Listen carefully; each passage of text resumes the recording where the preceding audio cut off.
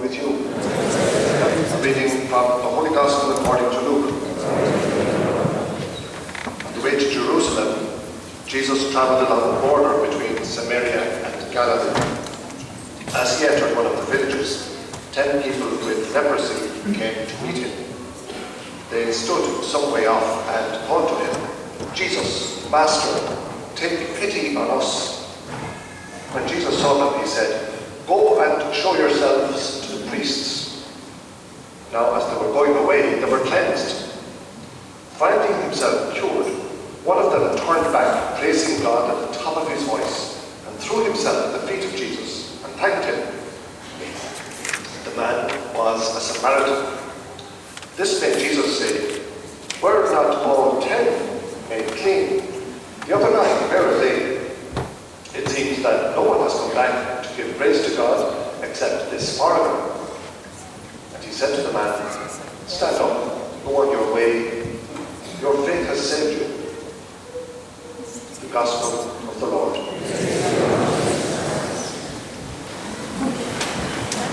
Not sure that there's much to say except wow. Wow at the crowd, wow at the singing. Very impressive. Mass times today. The next masses are at 12:30, 4:30, 6, 7:30, and the final mass today is at 9. The 2:30 session will be the blessing of the babies, and we'll have special guests, medals and lollies for all the children, and for whoever else wants the lollies as well. Tomorrow we begin the Triduum, the final 3 days of the Novena.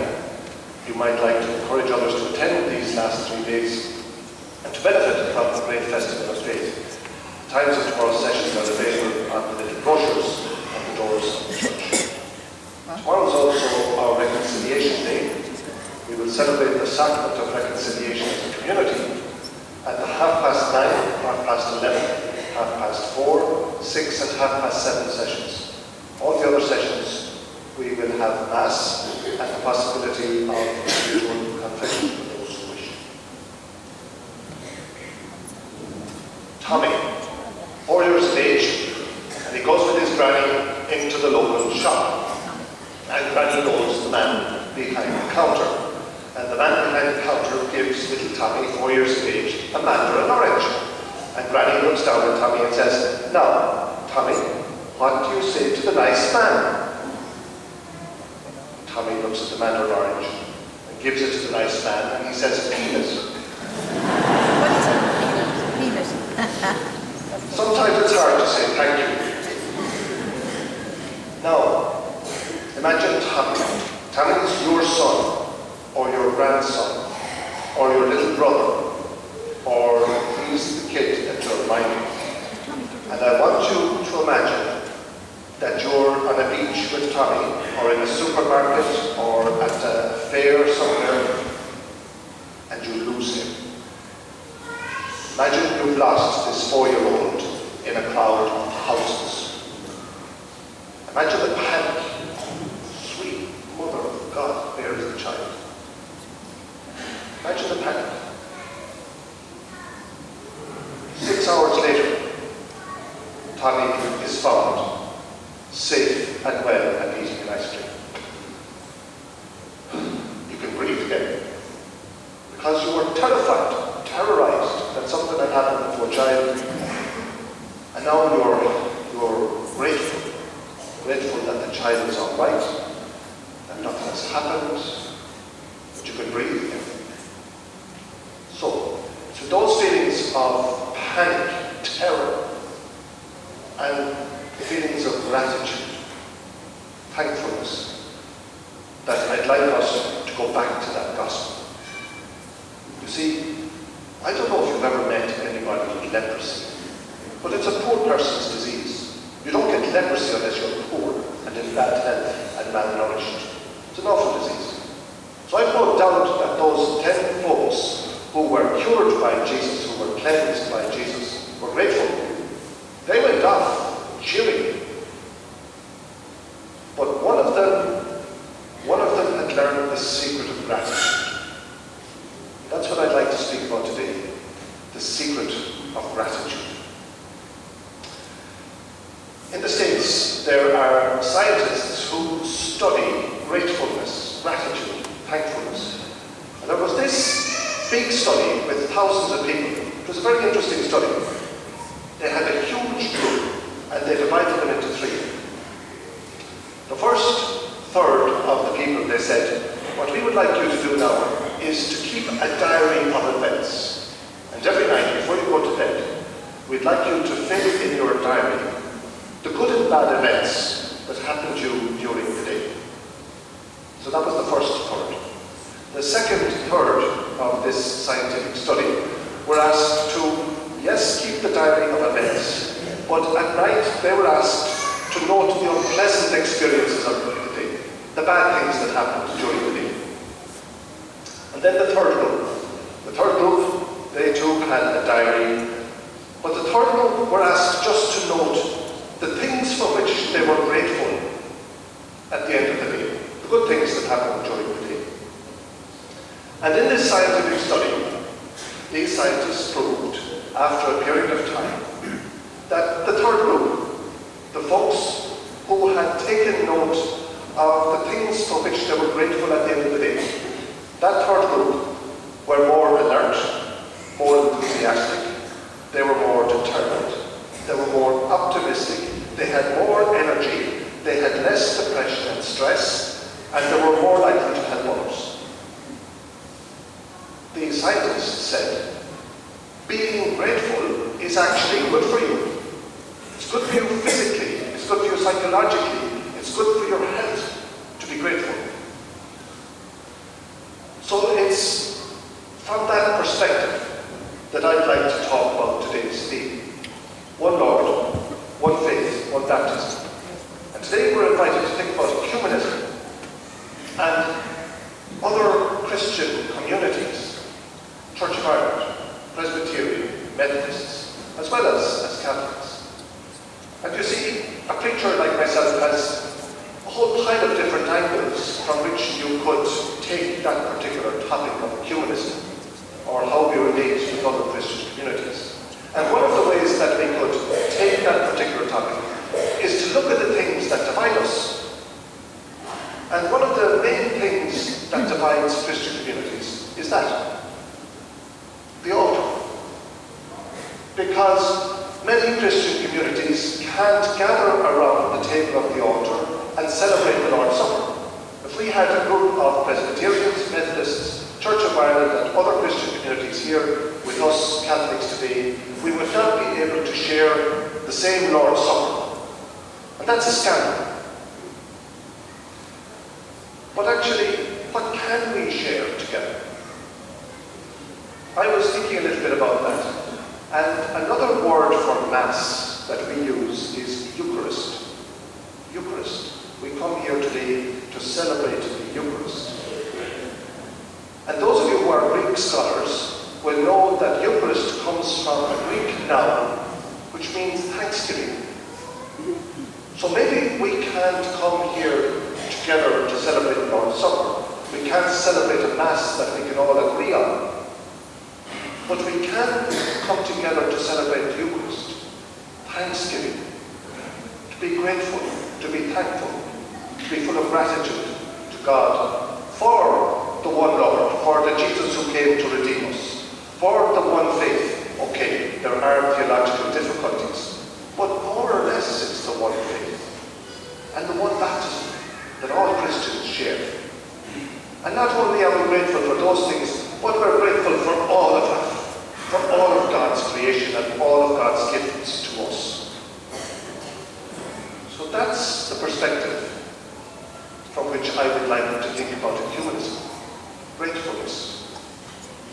Those of you who are on the internet, who sometimes go on the World Wide Web, let me suggest a website to you, gratefulness.org. Gratefulness.org. It's about a man, a Benedictine monk, called Brother David Stendelrast. And he's an expert on gratefulness. And he has a very interesting perspective on gratefulness. He says that a lot of the world's difficulties come from three things. exploitation, oppression, and violence. And he's not far off, if you think about it. Exploitation, oppression, and violence. And in his analysis, he says that a lot of those things come from greed or from a sense of scarcity. So when we are greedy, or we have a sense that there's not enough for everyone, we exploit people, we take advantage of them, or we oppress them, or we're sometimes even violent towards them. And he says that if the world were a more grateful place, then we would have less of the fear of scarcity, we'd be less greedy, and the world would be less exploitative.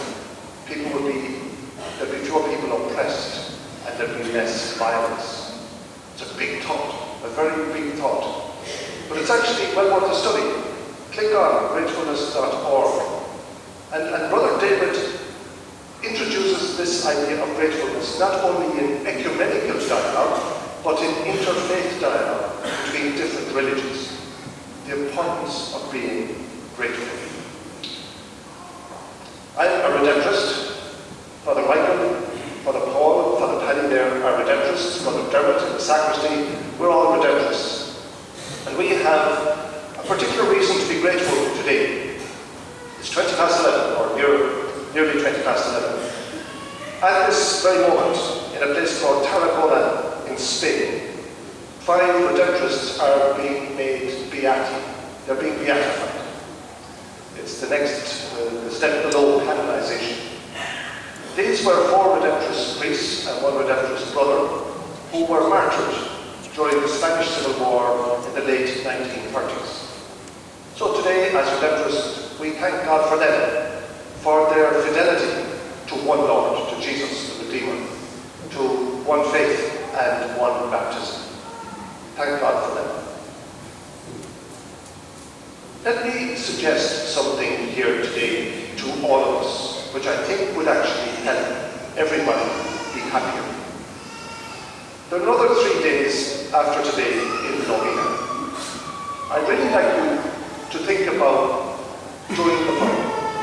Get yourself a bit of paper and get yourself a pen and sit down quietly, and on the bit of paper with your pen, write all the things in your life for which you are grateful. Now, it might be a bit of a struggle to start off, but first of all you could say, well, I'm grateful to be alive. I'm grateful to know how to write. I'm grateful to be able to sit down and to have a roof over my head. I'm grateful for my husband or wife. We might fight some of the time, but I'm grateful for him or her. I'm grateful for the children who are pain in my head, but I'm grateful for them. I'm grateful for the neighbours, for my friends, for the facts. Whatever it is, what am I grateful for? Write it down. Write it down on a page and fold it up nicely and put it in your back pocket, or put it in your wallet, or put it in your purse, or put it in the car. And someday when you're feeling really down, remember, somewhere you have 100 reasons to be thankful, to be grateful, to be full of gratitude. That's the first thing. Second thing, I don't know what you're like in the morning. Some of us are like bears, and maybe you're like a bear somewhere else. But let me suggest something to you. When you get up, or when you wake inside the bed, or you're downstairs and you're making yourself a cup of tea, or a cup of coffee, or you're having your friend, or whatever you're doing, give yourself a few minutes every morning and call to mind a couple of things for which you're grateful. That you're alive this morning. That you have the fan, that you have the cup of coffee, that you have people safe sleeping upstairs, or whatever. Call to mind 2 or 3 things in the morning for which you are grateful. And I suppose the honest course is to do the same thing at night, before you close your eyes, before you go to sleep. What are 2 or 3 things that you want to be grateful for, to call to mind and be grateful for? You've got a seat in the Novena today. Whatever it is, call it to mind. Second suggestion. Third suggestion is this. Life is difficult, and sometimes we get cross. We get cross at himself, at herself, the husband or the wife. We get cross at the kids, we get cross at the neighbours, we get cross. And sometimes we're tempted to spit fire, to give up, to be angry. So let me suggest something. Next time, just before you spit that fire, before you hit out with your words, take a deep breath. Take 2 deep breaths. Count to 10, or maybe even 100. And think, have I any reason, actually, to be grateful to this person? Okay, I know I'm annoyed at him or her just now, but in general, have I any reason to be grateful that this person is in my life? And actually think about that person with gratitude. It might help to take some of the steam out of the enemy. So, I guarantee you, scientifically, that if we all live more gratefully, we will be more alert, more enthusiastic, we'll be more determined, optimistic, have more energy, we'll be less depressed and stressed, and we'll be more likely to help others. And as well as that, we'll be doing what that grateful person with leprosy did in today's gospel. Let me finish. The Jungle Book. Those of you who are parents or grandparents will maybe have come across the Jungle Book with your children or grandchildren. Rudyard Kipling was the writer of the Jungle Book. Now there was this particular journalist, and he was going to interview Mr. Kipling, and he did a bit of homework. And he looked at all the books that Mr. Kipling had written, and he looked at all the money Rudyard Kipling had made writing these books. And he did a little bit of mathematics, and he figured out that actually, for every word that Mr. Kipling had written, he'd earned about $100. So as part of the interview, he said, do you know, Mr. Kipling, that you've written so much and you've earned so much that every word you've ever written is probably worth about $100. You've actually earned $100 for every word you've written. And Mr. Kipling said, gosh, didn't realise that. That's great. So our journalist was very smart, so he produced himself $100 out of his pocket. And he said, Mr. Kipling, here's $100. Give me $100 word. And Mr. Kipling took the $100 and said, thanks. Thanks is $100 word. Being grateful, being thankful, being full of gratitude is worth millions.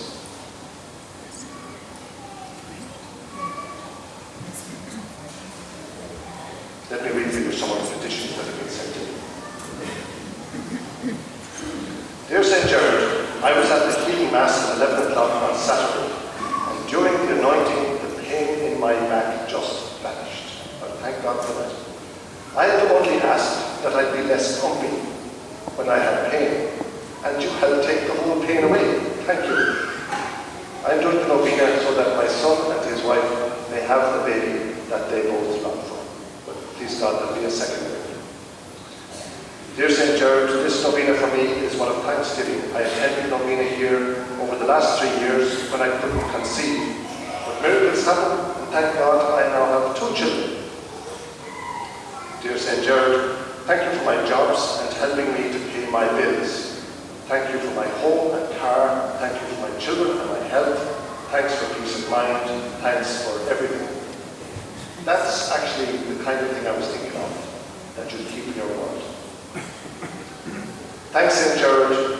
2 years ago, I was here at Novena praying while I was waiting for a liver transplant. This year, I'm here at Novena, and I didn't need to get the transplant. Thank God for that. St. Gerard, I'd like to first thank you for helping me find employment. This time last year, I was unemployed during the Novena.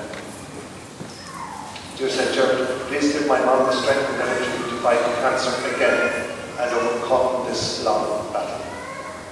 Dear St. Gerard, help me to have no temper. Please help me to stop shouting. Dear St. Gerard, I pray that the Novena is always on. I don't want it ever to be over. I wish it went on for 4 weeks. I'll cry when it's over. And I finish with this one. Dear St. Gerard, please help me in school because I hate maths. Please help me with my writing because, as you can see, I find it hard to write.